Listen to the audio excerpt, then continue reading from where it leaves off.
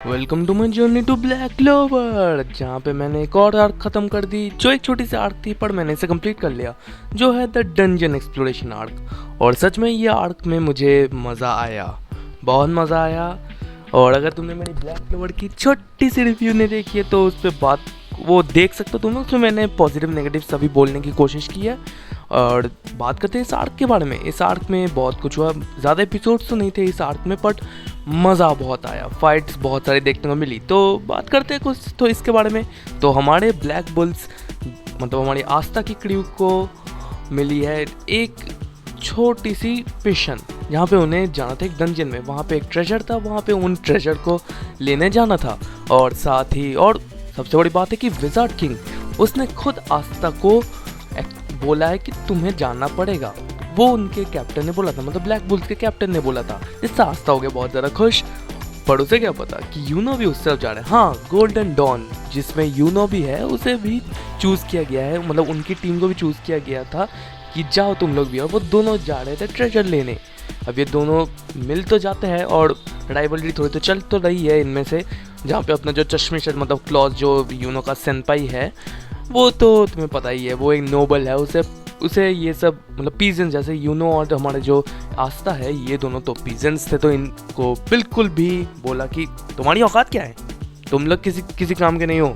मैं हूँ नोबल, मैं हूँ बेस्ट।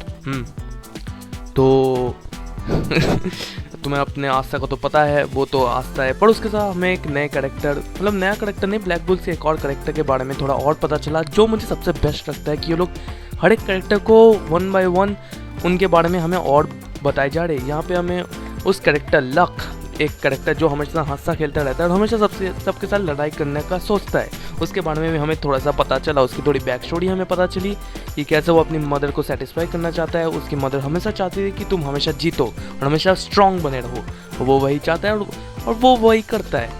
यहाँ पे हमें कुछ विलन्स भी दिखते हैं जो आते हैं डायमंड किंगडम। अब तुम सोचो डायमंड किंगडम क्या है? यहाँ पे दो किंगडम है, जो जहाँ पे अपने आस्था और ये सब रहता है, ये क्लोवर किंगडम है। और उसके ही ऑपोजिट में है डायमंड किंगडम, जो एक तरह से राइवल है बोल सकते हो। और इन दिनों में लड़ाई चलती रहती है। तो डायमंड किंगडम के भी कुछ लोग यहाँ पे ट्रेजर लूटने आए थे।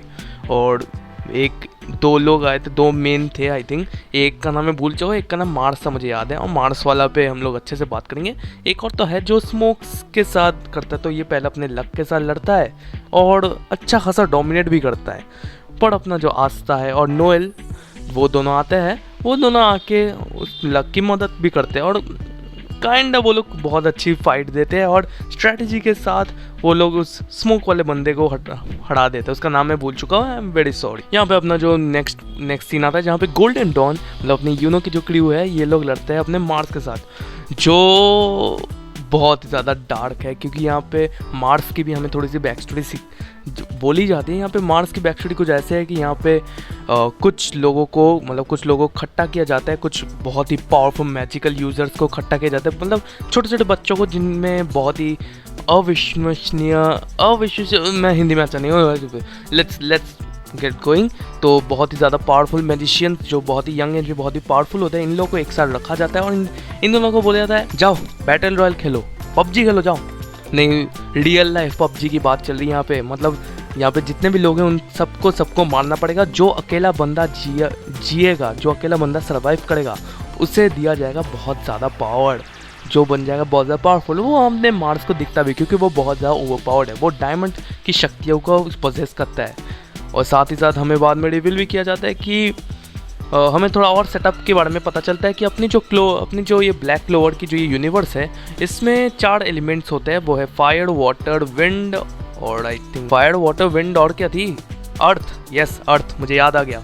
ये 4 एलिमेंट्स होते हैं और इन 4 एलिमेंट्स के अराउंड ही और सारे मैजिक्स ड्राइव होते हैं। Very very similar to Naruto, जहाँ पे अर्थ और वाटर को मिला के वुड स्टाइल बना दिया जाता है। यहाँ पे भी कुछ वैसा ही सीन है, मुझे लगा कोई बात नहीं, इसे हम अनदेखा कर सकते हैं। तो यहाँ पे चलते हैं हम लोग फिर से। मतलब यहाँ पे भी अपने जो मार्स है वो डोमिनेट करता है। यहाँ पे यूनो जो होता है वो बहुत अच्छा फाइट दिखाता है और वो अपनी पावर दिखाता है, वो फ्लेक्स करता है थोड़ी सी अपनी पावर्स को कि वो है सबसे बेस्ट, वो 4 क्लोवर है। तो वो फ्लेक्स करता है, पर अपना मार्स कुछ ज़्यादा है ओवर पावर्ड रहता है। पर अपना आस्था है उसकी हमें एक्चुअल पावर कहीं ना कहीं पता चला। एक्चुअली तो उसके पास कोई मैजिकल पावर नहीं है, पर उसकी पावर है निगेटिंग पावर्स, मतलब मैजिक को रिपेल कर देना या मैजिक को कहीं ना कहीं नलीफाई करने की पावर से उसके पास। ऐसा ही कुछ लगा मुझे, I don't know, let's see. तो यहाँ पे आस्था भी आ जाता है और यूनो और आस्था बहुत अच्छी फाइट देते हैं यहाँ पे। गोल्डन डॉन और कहीं ना कहीं ब्लैक बुल्स एक साथ काम करते हैं। ज़्यादा ब्लैक बुल्स ने काम किया है और यूनो भी अपना करता है और वो लोग मार्स पे डोमिनेट करते हैं। आस्था अपनी पावर्स का इस्तेमाल करता है। यहाँ पे अपना जो मार्स है वो तो अपना ढेर हो जाता है, पर वो लोग फिर जाते हैं ट्रेजर के पास। ट्रेजर वो लोग ले रहे थे, देख रहे थे क्या ट्रेजर है। पर यहाँ पे हमें कुछ अच्छी चीज़ें दिखती है। यहाँ पे यूनो को एक स्क्रोल मिलता है, जो स्क्रोल वो पढ़ तो नहीं पाता है, पर वो स्क्रोल कहीं ना कहीं उसके फोर्थ क्लोव के साथ कनेक्टेड होता है। इसके बारे में हम लोग आगे पढ़ेंगे, क्योंकि यही जो पावर्स है ना, ये पावर ही यूनो की अवेकनिंग थोड़ी सी बढ़ाती है, मतलब उसकी थोड़ी पावर की नई पावर्स मिलती है। उसके बारे में हम लोग बात करेंगे। पर यहाँ पे अपना जो मार्स है वो फिर से जिंदा हो जाता है और हमें वहाँ पे रिवील होता है कि ये दो अलग अलग पावर्स यूज़ करता है। तो उसकी डायमंड वाली पावर है, साथ ही वो फायर पावर्स भी इस्तेमाल कर सकता है। यहाँ पे अपना जो आस्था है वो तो अपना लड़ाई करने जाता है, पर अपना जो मार्स है ये कुछ ज़्यादा पावरफुल हो चुका है। ये अपने जो आस्था है उसको तो भाई ढेर कर देता है, पूरा ज़मीन में गाड़ देता है पूरा, मतलब ऐसा का तैसा। और सबको वो इंश्योर भी कर देता है, स्पेशली अपने नोएल को भी इंश्योर कर देता है गंदा वाला। पर अपने जो आस्था है उसको एक नई स्वॉर्ड मिलती है, मतलब वही कहीं छुपी हुई थी बोल सकते हो। तो वो उस स्वॉर्ड को लेता है। उस स्वॉर्ड को लेते ही उसे मिलती है एक्चुअल अवेकनिंग, उसे बहुत ज़्यादा पावर मिल जाती है और वो लड़ता है। यहाँ पे नोएल चिल्लाते हो। यहाँ पे मुझे लगा लड़की का चक्कर चल रहा है। यहाँ पे नोएल ने जैसे ही बोला कि तुम्हें हमारे लिए लड़ना पड़ेगा आस्था को आ गया धड़क बोलूँगा, ये क्या बोलूँगा, ये लड़की का चक्कर है। उसने लड़की की बात सुनी और वो बोला हाँ मैं करके दिखाऊंगा। उससे आगे अवेकनिंग, वाह वाह वाह वाह वाह वाह वाह, सही है। जैसे साकुरा चिल्लाई थी पेन आर्क में और नारुतो सेज मोड लेके आ गया, तो ये भी वही सीन है। चलाए जाओ लड़की का चक्कर चलाए जाओ। यहाँ पे अपने आस्थे को आ जाती है बहुत ज़्यादा अवेकनिंग। वो अपनी पावर्स का इस्तेमाल करे, कहीं ना कहीं यहाँ पे वो वाटर मैजिक का इस्तेमाल करते हैं जो नोएल की पावर है। और यहाँ पे तो अपने आस्था के पास कोई पावर ही नहीं थी, तो वो वाटर मैजिक का इस्तेमाल कैसे किया?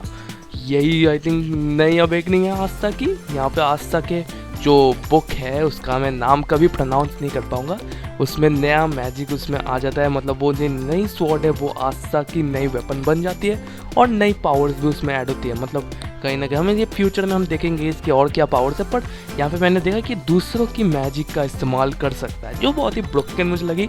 और यहाँ पे अपने यूनो के भी थोड़ी सी अवेकनिंग दिखती है, क्योंकि यहाँ पे आस्था मरने वाला था मार्स के हाथों, पर यूनो ने कहीं ना कहीं यहाँ पे अवेकनिंग की और कुछ सेकंड्स के लिए सब पूरा टाइम पॉज हो गया था। और वहाँ पे छोटे से बच्चे, अब इसके बारे में हमें शायद फ्यूचर आर्क्स में और पता चला कि ये क्या हुआ।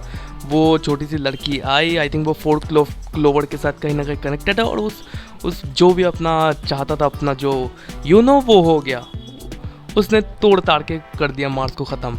और यहाँ पे हमें देखा कि कुछ और भी पावर्स अपने फोर्थ क्लोवर मतलब यूनो के उस बुक में और रजिस्टर हो चुके हैं। मतलब यूनो और आस्था दोनों की नई पावर्स और अवेकनिंग मिली है थोड़ी सी, जो दोनों के कैरेक्टर डेवलपमेंट को और भी ज़्यादा फास्ट करते हैं। पर लास्ट में क्या होता है, लास्ट में वो डंजन टूट रहा है और सब लोग निकल गए। पर अपना जो ये ब्लैक डायमंड जो किंगडम के लोग थे उन लोगों ने थोड़ा ट्रेजर तो चुरा लिया, और शायद हमें मार्स वापस दिख भी सकता है मे बी, क्योंकि वो मरा नहीं है।